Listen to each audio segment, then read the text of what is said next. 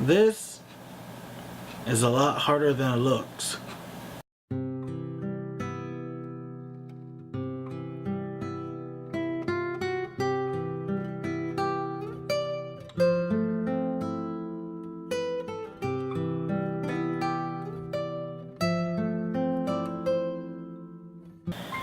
Hey guys, and it is currently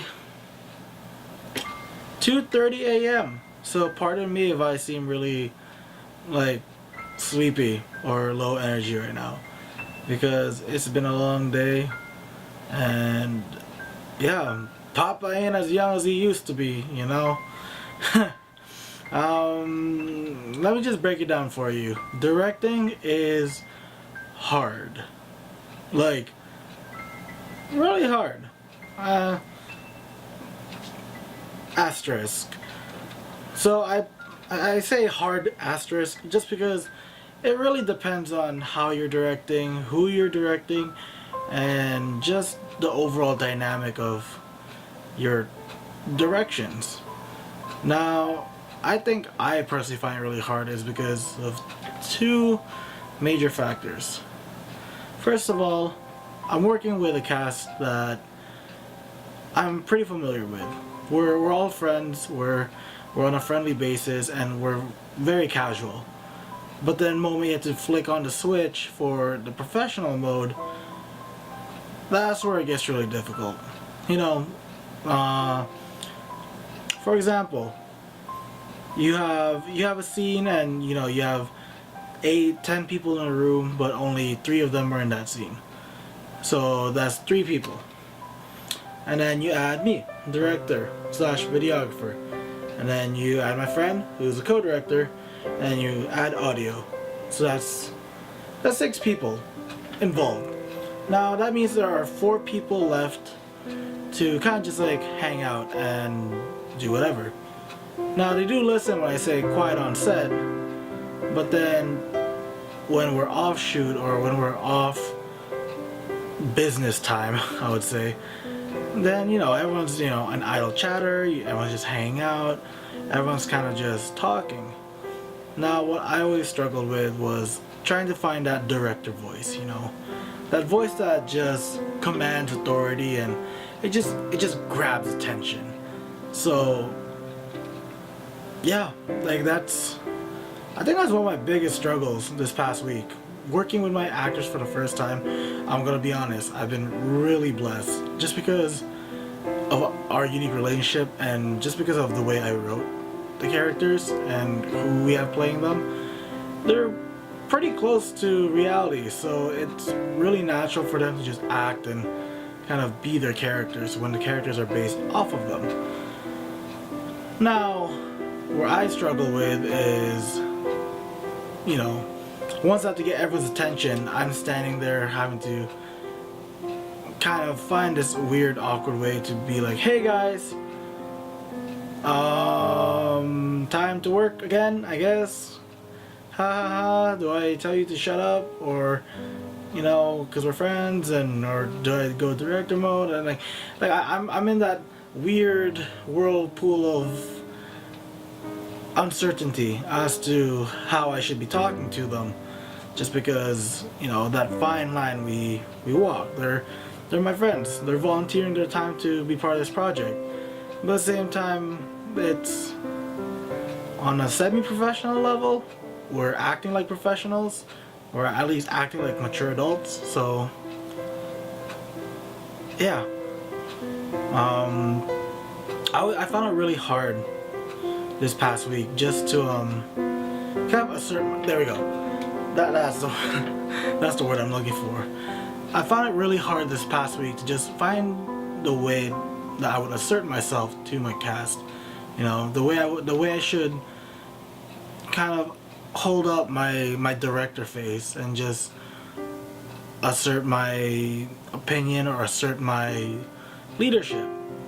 When it's easy right now when I'm talking to you, like I sound like I'm rambling, but if I were to just command your attention and just have this authority, you're clearly watching me. I'm the focus of your attention, or At least I hope you are. At least I hope I am, if you're watching this. So if I were to say or do something like now, you would pay attention. Just because, you know, you're looking at me. You have blinders on me. But now when you have 10 people just kind of all talking and mingling all at once, at what point do you just get that sense of authority where you can say something, just, alright guys, and then just have everyone's attention in the room before you get frustrated and you're starting to build up on that, and then you just end up just screaming or yelling like, "Hey guys, pay attention to me please!"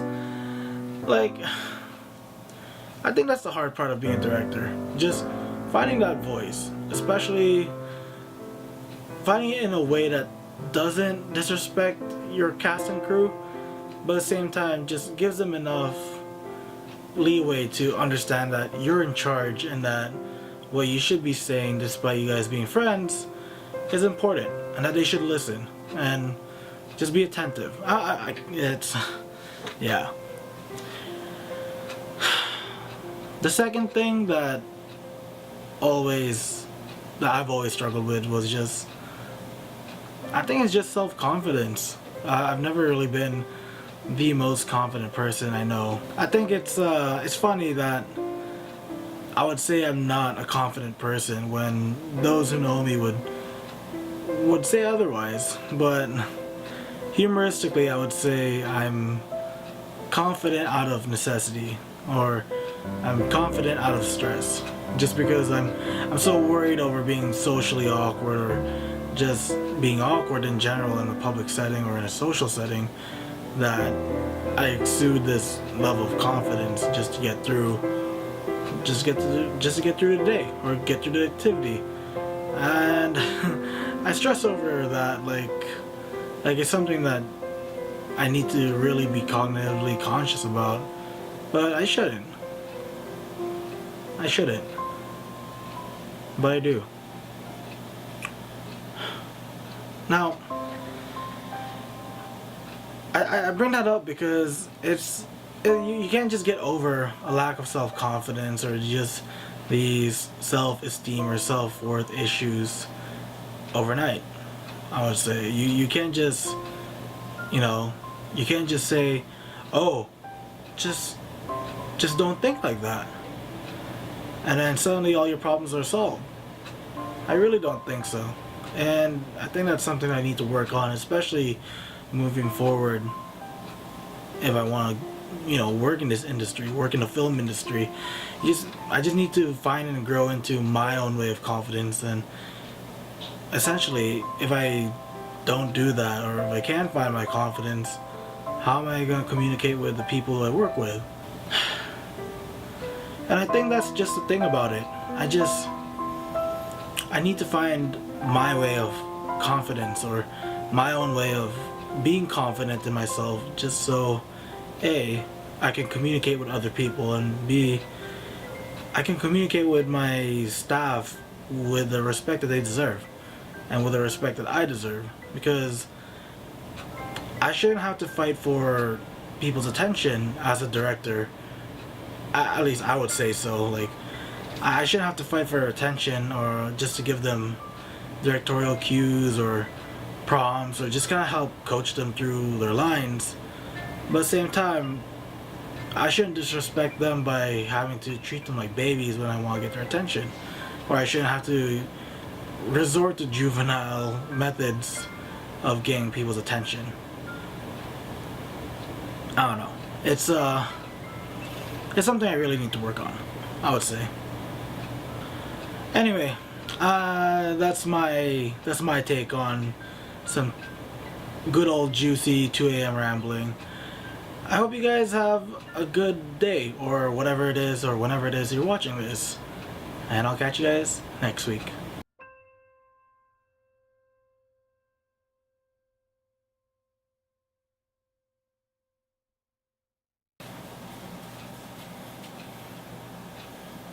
You know what? Until I get used to short hair, I'm just gonna live under my hat.